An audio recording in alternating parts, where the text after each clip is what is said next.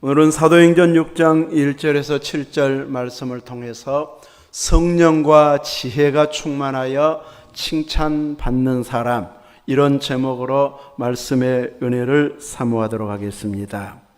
성령과 지혜가 충만한 사람이 분명한데 칭찬받지 못하고 비난받는 사람이 있을 수도 있습니다.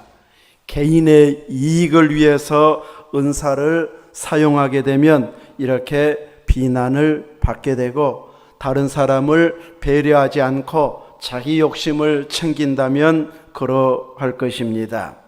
또는 그 공동체가 다 인간 중심이어서 영적인 것을 전혀 이해하지 못해서 이제 불평을 하게 된다면 칭찬받지 못한, 칭찬을 해줄 만한 이런 환경이 만들어지지 않을 수도 있습니다. 반대로 성령과 지혜가 충만하지 않는데도 칭찬받을 수도 있습니다. 인간적으로 잘해주고 나에게 잘해준 사람에 대해서는 칭찬하게 될 것입니다.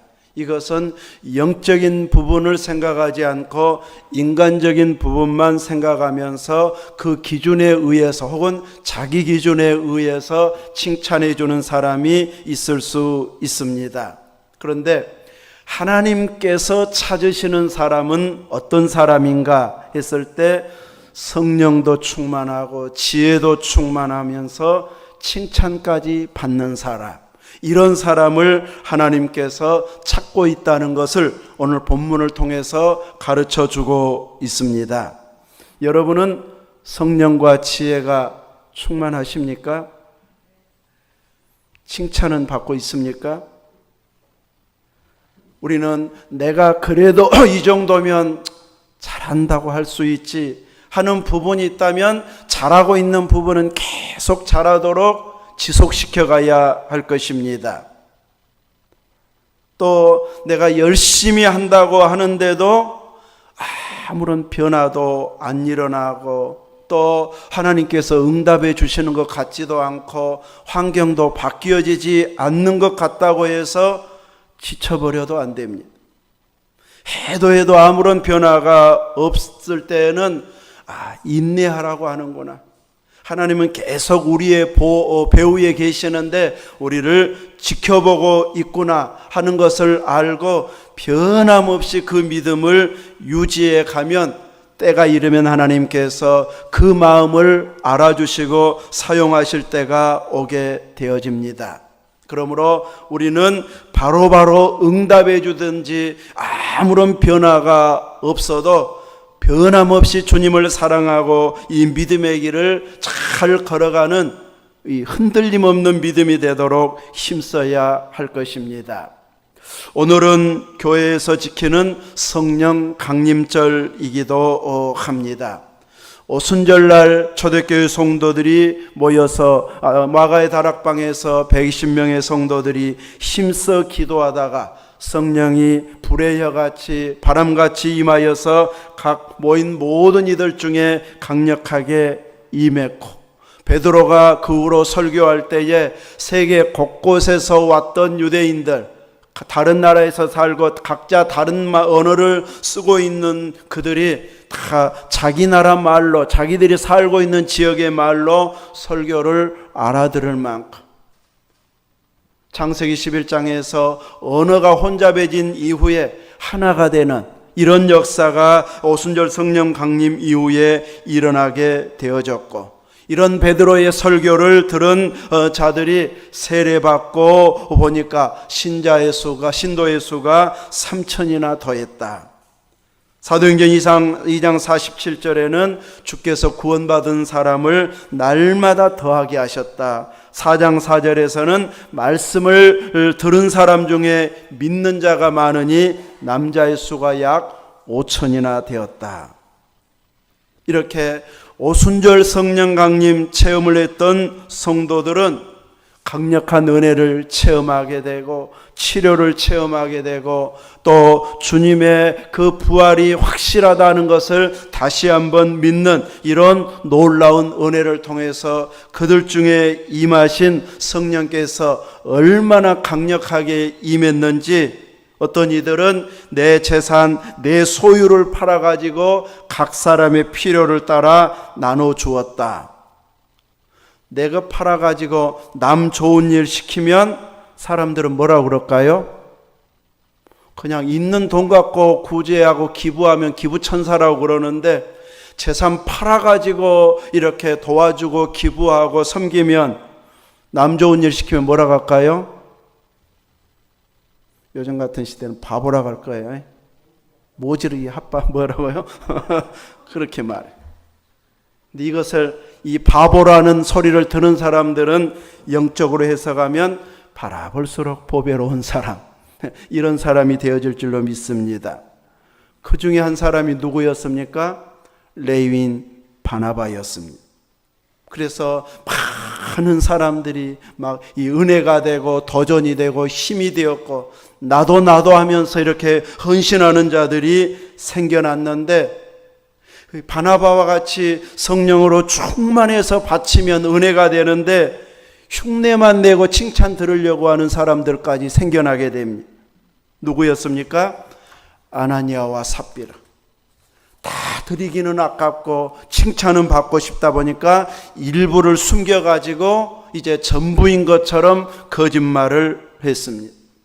그냥 팔아가지고 일부를 바쳤습니다 하면 그것만으로도 박수받고 칭찬받았을 텐데, 이것이 판 것 전부냐 하니까 예 하고 대답했다가 부부가 한날에 죽게 되어집니다.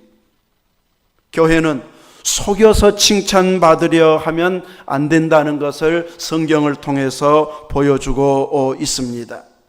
수가 많아지면서 말씀에 순종하기 위해서 구제하는 일들이 많아지게 되고, 어려운 사람들을 돕기 위해서 헌금하는 사람들도 많아져서 그 일에 이제 사도들이 온 힘을 기울이고 있게 되어졌는데, 좋은 일 하다가 구제하다가 기부하다가 교회 내부적으로는 원망이 나오는 이런 문제가 발생하게 되어집니다. 교회가 폭발적으로 부흥하고 있는데 찬물을 끼얹은 사건이 바로 아나니아와 삽비라 사건이었고, 그 이후에는 이렇게 왜 히브리파만 잘 도와주고 해외에서 온 우리들은 안 도와주냐 하면서 이 헬라파 유대인들이 원망하면서 교회 안에 간격이 생겨나는, 불평자들이 생겨나는 이런 문제가 발생하게 되어집니다. 이런 일들은 언제 일어납니까? 성령 충만해도 일어납니다. 교회가 부흥할 때도 벌어지게 되어집니다. 열심히 헌신하고 헌금한 사람들이 있는데 이제 그런 상황에서 또 누군가는 원망을, 트집을 잡을 만한 일거리들도 있다는 것을 보여주고 있습니다. 이 정도면 부흥하고 잘 되겠지 하고 믿음의 사람들은 한시름을 놓아서는 결코 안 된다는 것, 여전히 깨어 있어야 된다는 것을 가르쳐주고 있습니다. 잘 되고 있을 때 영적인 마음까지 놓아버리게 되어지면, 현실에 만족하게 되어지면 내부적으로 이런 문제가 발생할 수 있기 때문에 성경은 섰다 하는 자는 넘어질까 조심하라. 항상 또 경계하고 또 혹시 부족함은 없는지 주님을 바라보고 말씀에 비추어서 점검하는 이런 믿음이 되어져야 한다는 것이죠. 좋은 의도로 구제를 했고 성도들은 헌금을 했고, 그 헌금한 것을 사도들은 헌신적으로 가난한 자들을 이제 돕는 일에 힘을 쓰는, 나누는 일을 감당했는데, 사도들도 사람이다 보니까 완벽하지를 못했습니다. 누군가는 혜택을 보게 되는데 또 누군가는 소외된 자들, 빠진 자들이 생겨나더라는 것이죠. 도와준 자들이 훨씬 더 많았을 것입니다. 소외된 자들은 극히 일부였을 것입니다. 그래도 소수가 불평하니까 교회 전체 문제로 번져버리게 되어집니다. 이렇게 작은 문제여도 그것이 불평으로 계속 재생산되어지게 되면 교회 전체의 문제가 발생하게 되어져 버린다는 것을 깨닫게 해주고 있습니다. 지난주 중에 걸어가고 있는데 자꾸 발이 아파서 보니까 모래가 하나 들어와 있는 것 같아요, 신발에. 그래서 그 신발을 벗어서 털고 보니까 작은 모래 하나였습니다. 근데 아무리 작은 모래여도 내가 걸어갈 때는 그것이 걸립니까? 별것 아닙니까? 계속 걸려요. 그냥 무시해버리면 나중에 상처가 될 수도 있어요. 쓰리게 돼요. 근데 털어서 보면은 정말 작은 모래에 불과. 근데 그 순간에는 진짜 그것이 제일 아픈 것처럼 고통을 느끼는, 이것이 바로 교회 안에서 내가 바라보는 문제들일 수 있습니다. 막상 해결되고 꺼내놓고 보면은 별것도 아니었네. 그럴 만한 일들이 막상 부딪힐 때는 발의 모래처럼 걸을 때마다 아픔이 있습니다. 통증이 있습니다. 결코 작아도 무시할 수 없는 것인데 꺼내놓고 보면 별것 아니. 이런 일들이 교회 전체를 흔들게 만드는 불평이기도 합니다. 이럴 때에 여기저기서 왜 우리는 안 도와주냐고 불평하면 사도들도 사람이어서 화를 낼 수도 있습니다. 아니, 우리가 그 헌금 가지고 우리 잘 먹고 잘 살고 있는가? 우리 배불리고 있는가? 어디 뒤로 숨긴 거 있는가? 우리는 고생은 다 하고 욕만 먹네? 나 안 해. 이런 식으로 문제를 해결해 가지 않았습니다. 또 그럴 수도 있지, 그런 거 가지고 다 불평하느냐고 막 야단치면서 해결하지도 않았습니다. 어떤 은사자들처럼 막 헌금하게 해놓고 자기는 땅 사고, 이런 식으로 사도들은 여기저기 땅 구하러 다니고 땅 사고 그러지도 않았습니다. 수고한 것밖에 없는데 비난할 수 있느냐고 야단치거나 혼란스럽게 하는 방법으로 해결하지 아니하고, 어떤 방식으로 해결합니까? 우리가 하나님의 말씀을 제쳐놓고 접대를 일삼는 것이 마땅치 않다고 고백합니다. 구제하는 것에 빠진 사람들은 정말 힘든데 교회에서마저도 외면하면 하루하루 이어나가기가 어려운 상황이기 때문에 절로 이렇게 불평이 나올 수 있다는 것을 인정하고, 이것은 우리 책임이다. 우리는 전적으로 말씀의 메인자들이 되어야 되는데 말씀을 제쳐두고 이렇게 돕는다고, 구제한다고, 그것도 하나님 일이 맞는 건 맞지만 그것에 신경 쓰다 보니까 오히려 작은 일에도 불평거리가 생겨났다 하면서 이제 그 일을 제대로 할 만한 사람들을 뽑고 우리는 기도하는 일과 말씀 전하는 일에 전무하겠다, 전적으로 그 일에 힘쓰겠다 하면서 뽑아달라고 한 7명의 사람, 그 7명의 사람들을 뽑으라 할 때에 조건이 성령과 지혜가 충만하여 칭찬받는 사람 중에 7, 완전수인 7을 택하라고 말합니다. 따라서 할까요? 성령과 지혜가 충만하여 칭찬받는 사람 택하라. 네. 성령과 지혜가 충만하여 칭찬받는 사람 중에 한 사람. 오늘 이 시대에는 누가 되어야 할까요? 내가 되어야 돼요. 그래서 저절로 이런 것은 이루어지지 않기 때문에 내가 성령의 은혜를 늘 사모하고 지혜롭게 행하려고 애쓰고 말씀대로 순종하면서 살면서 나보다 다른 사람을 먼저 배려하고 생각하면서 주변에 칭찬이 자자할 만한 혜택을 본 사람은 칭찬하게 되어 있습니다. 이렇게 더 많은 사람에게 혜택을 주려고 애쓰는 이런 사람이 우리가 되도록 힘써야 할 것입니다. 우리는 교회 안에서 하나님이 주신 은사들, 내가 감당해야 할 각 부분의 일들이 있습니다. 하나님이 원하는 것은 내게 주신 은사들을 잘 활용해서 늘 믿음 생활을 해야 되고 가장 우선순위에 두는 이런 자리에 있기를 원하십니다. 내가 해야 할 일을 제쳐두고 다른 일에 몰두하게 되면 다른 사람이 그 일까지 해야 됨으로 인해서 결과적으로는 교회는 손실을 볼 수 있게 되어집니다. 그래서 하나님께서 내게 맡겨주신 일이 무엇인가? 노안 서광교회를 섬기도록 할 때에 나에게는 어떤 일을 하나님께서 맡기셨을까? 알아차리는 자가 되어야 됩니다. 나 같은 건 뭐 하나님께서 뭐 일 시킬까? 이렇게 생각하면 안 되고 우리 각자 한 사람 한 사람은 꼭 필요해서 불러주셨고 기대하는 것이 분명히 있습니다. 그래서 목회자는 목회자대로 성도들은 성도들대로 자기에게 맡겨진 일들을 잘 감당하게 되어지면 교회는 은혜스러워집니다. 수는 적어도 좋은 소문이 나고 우리 믿는 사람들이 먼저 교회에 자랑하고 다니게 되어집니다. 내가 해야 할 일이 무엇인지, 하나님은 나에게 어떤 역할 하기를 원하시는지 모르면 주님 가르쳐 주옵소서 물어보면서 기어이 내가 할 수 있는 일을 해내야 됩니다. 내가 100만 원 11조 하게 해주십시오. 그러면 한두 가정만 할 수 있는 일이고 나머지는 돌아가실 때까지 못할 수도 있는 그냥 상상 속에서 구하는 부르짖는 기도가 되어버릴 수 있습니다.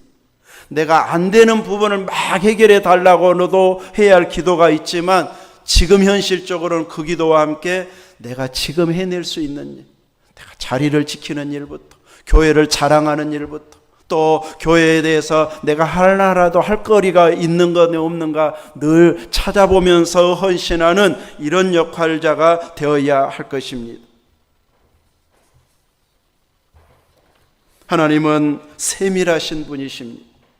여러분을 대충 노안서광교회 가라고 불러주신 것이 아니고 세밀한 계획 속에서 창세전부터 계획을 세웠다가 여러분을 이 시대에 태어나게 해서 노안서광교회를 섬기게 하셨습니다.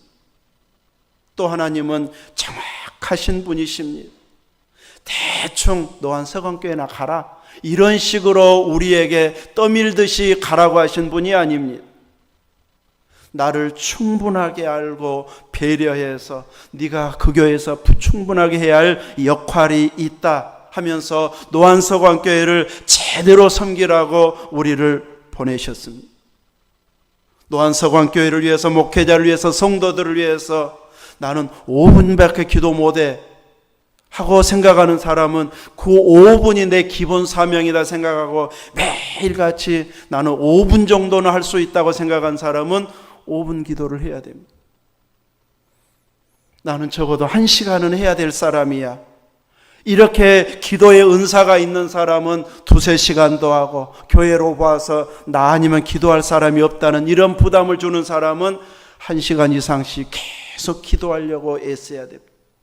헌금도 마찬가지고 각 부분에 봉사하는 일도 마찬가지고 하나님께서 내가 이 일을 감당하면서 믿음도 좋아지고 기쁨도 충만하고 성도들 하나하나를 세심하게 돌보는 이런 일에 쓰임받게 하여 주옵소서 하며 기도하면서 감당해야지 내가 할 일을 제쳐두게 되면 불평이 나오기 시작합니다. 그럼 불평을 하나 보이기 시작하면 2-3가지 막 금방 눈에 띄게 됩니다. 전에는 불평거리로 보이지 않았던 것들이 하나하나 지켜보면 다 불평거리가 됩니다. 불평하다 보면 표정도 마음에 안 들고 걸음걸이도 마음에 안 들고 말하는 것도 마음에 안 들고 먹는 것도 눈에 안 들어오고 막 이렇게 돼버려요 사람이. 그렇기 때문에 내 안에 불평이 자리 잡지 못하도록 축복하고 기도하고 내가 더 수고하는 이런 자리에서 일하도록 하나님이 나를 불러주셨다. 이런 마음 가지고 헌신하면 그 사람은 틀림없는 중심 일꾼들입니다. 구제하는 자들로 인해서 빠진 자들이 불평함으로 인해서 갑자기 사도들이 대책을 세우게 되고 우리는 기도하는 일과 말씀 사역에 힘쓰겠다. 그러니 성령과 지혜가 충만하여 칭찬받는 사람 7을 택해라. 갑자기 모여든 성도들을 향해서 7사람을 택해내라고 말하고 있습니다. 그런데 하나님은 거기에 걸맞는 사람을 예비해 놓으셨습니까? 갑자기 찾으려고 하다 보니까 없었습니까? 예비해 놓으셨습니다.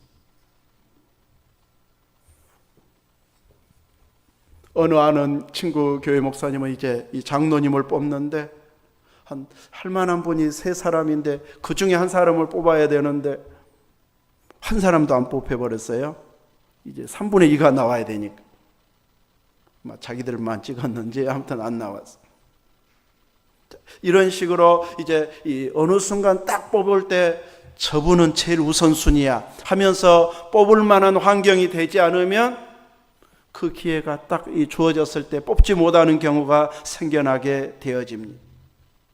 그런데 오순절 성령 강림 위에 그렇게 수천 명, 수만 명이 모일 만큼의 부흥의 역사가 일어났어도 7명을 뽑으라 하니까 딱 뽑아내고 있습니다. 오순절 성령 강림 역사가 일어난 후에 수십 년이 지났기 때문이 아닙니다. 많은 시간이 흐르지 않았는데도 불구하고 또 사도들이 이런 때를 대비해 가지고 한 7사람들을 집중 훈련시켜 놓자고 교육시켜 놓은 것도 아니었습니다. 그들은 처음부터 예수님의 부활을 믿고 따르고 또 120명과 함께 기도하면서 아마 오순절 성령 강림을 경험했던 자들, 주어진 여건과 환경 속에서 말씀에 순종하면서 힘써 깨어 있었던 그 사람들 중에서 뽑혀졌을 것입니다. 무엇을 의미합니까? 누군가는 충만하고 누군가는 불평하는 그 상황 속에서 이렇게 일꾼들, 지도자들을 뽑을 만한 이런 상황이 일어날지 모르고 있었는데 갑자기 인재가 필요한 시점에서 꼭 맞는 사람을 찾다 보니까 준비된 사람이 있더라는 것이죠. 이런 일이 일어날 줄 미리 딱 예측하고 기도해 보니까 하나님이 준비시키라고 하네. 그래가지고 7명을 잘 이제 앞으로 뽑을 것이라고 베드로가 설교한 것도 아닙니다. 은혜 받고 받은 은혜대로 순종하고 즐겁게 주의 일 하다 보니까 주변에서 절로 칭찬이 나오는 이런 사람들이 생겨나게 되고 딱 7사람 뽑아주라 하니까 이 사람은 틀림없어 하면서 뽑아줄 만한 사람들이 딱 그려지더라는 것이죠. 하나님께서 앞으로 우리 노안서관교회를 어떻게 사용하실지 우리는 알지 못합니다. 이 상황에서 지속되게 하실지, 놀라운 부흥의 역사가 일어날지, 나이 들어서 한 사람 한 사람 약해지면 그만큼 줄어들지 우리는 알 수가 없습니다. 그렇지만 하나님께서 부흥을 주시고 또 새로운 일을 시작할 때에는 거기에 걸맞는 믿음의 일꾼들을 미리 준비시키시는 하나님이십니다. 내게 은혜 주실 때 그 은혜를 쏟아버리지 아니하고 무시하지 아니하고 부담되네 나 바빠 하면서 무시하지 않고 계속 기도하면서 기다리고 어떻게 하면 해낼 수 있을까 그 길을 찾는 이런 사람들을 하나님께서 예비해 놓으셔서 본인도 은혜 충만하고 은혜가 충만하다면 그 은혜가 다른 사람에게로 흘러가게 하십니다. 그래서 내게 주신 은혜를 나만을 위해서 사용하지 않고 다른 사람들을 위해서 사용하니까 칭찬이 나오게 됩니다. 나만을 위해서 사용하면 다른 사람들이 알지 못하니까 칭찬까지는 안 합니다. 물론 욕도 안 하겠지만 특별하게 칭찬할 거리도 모르고 지나가 버릴 수도 있습니다. 적어도 칭찬한다는 것은 다른 사람 눈에 띄었다는 것이고 다른 사람이 혜택을 보았다는 것이 되어집니다. 그것이 어느 순간 갑자기 찾아내도 그만한 일꾼들을 하나님께서 예비해 놓으셨다라는 것이죠.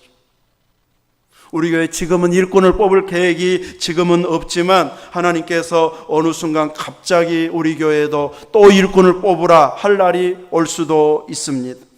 그러면 일꾼을 뽑기 위해서 당회를 열고 회의를 거쳐서 이번에 일꾼 몇 명 뽑습니다 하는 이런 광고를 하게 될 것입니다. 광고 나가고 준비하면 사람들이 찍을 만큼의 여유가 없습니다. 그럼 언제 준비돼야 될까요?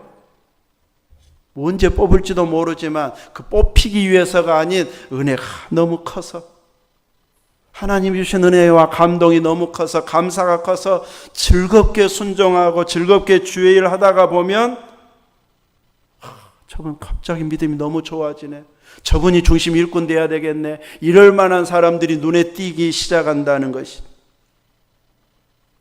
그러므로 광고 나가고 나서부터 준비한 사람, 적어도 나는 찍어주겠지 하면은 안 찍어줄 수도 있습니다. 하나님께서 교회 예배당 건축 올해 이제 다 대출을 갚게 되는데, 대출을 갚고 갑자기 일꾼을 뽑게 하실지, 갑자기 또 부흥의 역사를 주시어서 부흥을 주실 때에 그때 뽑게 되어질지, 또 은퇴할 시점이 되어서 그때 가서야 뽑게 될지 우리는 알 수는 없지만, 꾸준히 평상시에 준비되어 있는 이런 자들이 갑자기 뽑아도 일꾼이 되어질 것입니다.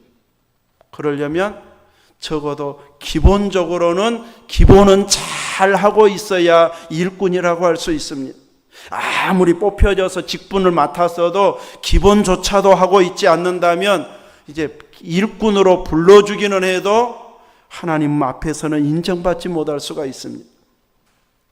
우리가 교회 생활, 신앙 생활하는데 가장 기본이 된 일들은 주일 성수, 11조, 그리고 각 예배에 빠짐없이 나오는 이것이 기본일 것입니다. 그리고 내가 하는 일과 또 지역에서 나를 교회 다닌 것 때문에 욕하지 않고 칭찬 들을 만한, 사람들에게 좋은 이미지를 심어주는 이런 일들이 평소에 이루어질 때에 갑자기 일꾼을 뽑아도 뽑히게 되어질 것입니다. 예루살렘의 초대교회에서 갑자기 일꾼을 뽑게 되는 계기가 만들어졌어도 하나님께서는 거기에 걸맞는 7 집사가 뽑힐 만한 일꾼들이 미리 준비되어 있더라는 것이죠. 오늘 설교를 마무리하면서 우리들도 이런 일꾼이 되기 위해서 평소에 준비하는 자가 되도록 우리가 힘써야 되겠는데, 이제 어떤 일꾼이 되어져야 되겠는가? 성령 충만한 자가 되어져야 됩니다. 주님 가르쳐 주옵소서. 어디서 많이 들어봤습니까? 올해 표어입니다. 주님 가르쳐 주옵소서. 이 의미는 내 모든 삶의 과정 속에 주도권이 내가 쥐고 살아가는 자가 아니고 나의 삶의 주도권은 누구입니다? 주님입니다. 주님이 교회의 머리시고 나의 머리이십니다. 그러니 주님이 가르쳐 주셔야 내가 그 길을 갈 수 있습니다. 이런 자세가 주님 가르쳐 주옵소서의 자세입니다. 주님이 내 삶을 주관하는 분입니다. 내 길을 인도해 주시는 분입니다. 인정하기 때문에 주님께 가르쳐 달라고 하는 것이고, 내가 알아서 살아갑니다 하는 사람은 주님께 물어볼 필요가 없습니다. 내가 다 알아서 고추 농사, 논농사 다 작물 다 해가겠습니다. 내가 하는 일 하나님 옆에서 도와주기만 하십시오. 이것은 내가 주도권 갖고 있는 사람입니다. 내가 먼저가 아닌 항상 하나님 바라보면서 가는 자, 따라가는 자가 되어져야지, 나 필요할 때 잠시 도움 주는 보조자의 역할, 도움 주는 자의 역할로 하나님을 이용하려고 해서는 안 될 것입니다.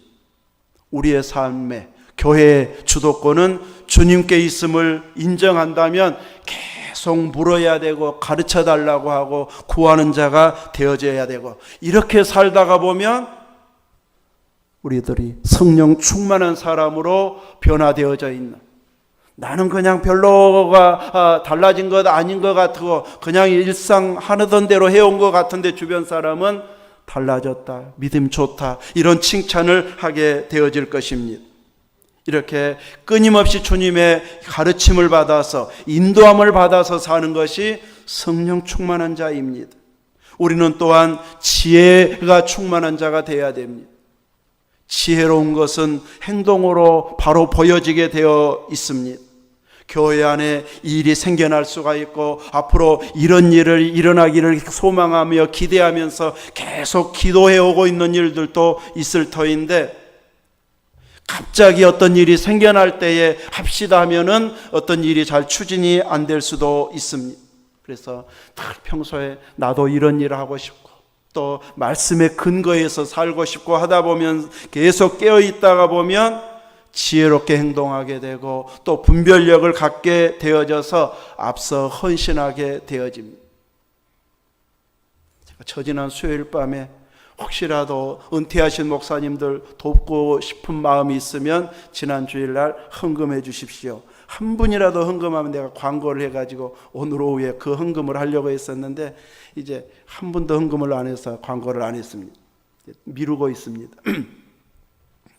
그것은 평소에 나도 돕고 싶다는 마음이 있다면 나도 기도하고 있었던 일인데 하고 바로 동참하게 되고, 마음은 있는데 막 바쁘게 지내다 보면 저거 참 좋은 일이네, 우리가 다 한꺼번에 하라고 못해도 몇만 원씩 정도야 나도 할 수 있지 하면서 십시일반으로 하게 되면 이제 금방 할 수 있는 일이기 때문에 광고만 하면 할 수 있는 일인데 딱 너무 바쁘다 보면 하란 말도 잊어버리게 돼요.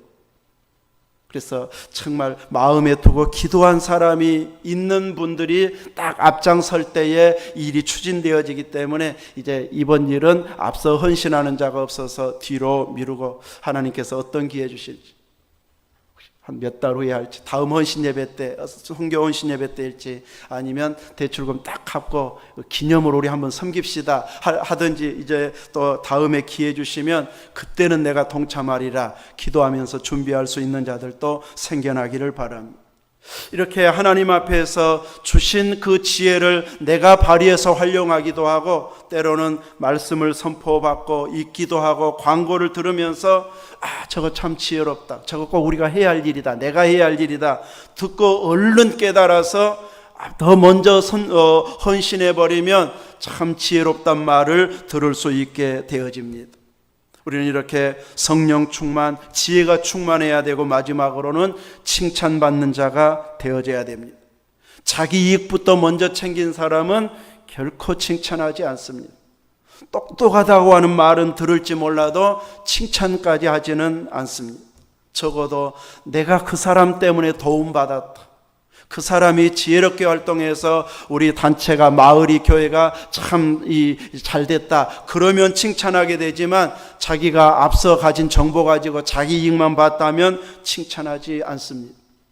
적어도 칭찬받는 자가 된다는 것은 다른 사람 배려하고 내 이익을 다른 사람에게 나누는 이런 역할을 할 때에 칭찬받는 자가 되어지는데, 우리가 바로 이렇게 칭찬받을 만큼의 행동으로 나아갈 수 있어야 되는데, 하나님께서 찾으시는 일꾼은 이 세 가지 중에 한 가지만 잘하면 내가 일꾼 삼아주마 이렇게 말씀하지 않고, 세 가지가 다 한 통으로 딱 연결이 되어져서 성령도 충만하고 지혜도 충만하고 그러면서도 칭찬받는 사람 중에서 7을 택하라고 말씀하고 있습니다.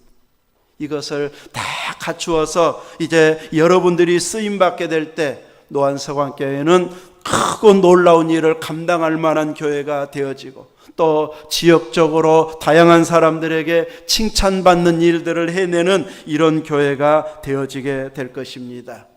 이렇게 예루살렘 교회가 위기가 왔을 때에 지도자를 뽑고 또 본분으로 돌아가다 보니까 이제 더 이상의 원망이 아닌 은혜로운 해결책이 되어졌던 것처럼, 우리 한 사람 한 사람의 헌신과 또 교회가 감당해야 할 역할을 제대로 한마음이 되어져 감당함으로 인해서 오히려 위기가 기회가 되어지고 어려움이 더 좋은 결과가 나오도록 하는 일에 멋지게 쓰임받는 교회여 성도들 되시기를 주님의 이름으로 축원합니다. 아멘.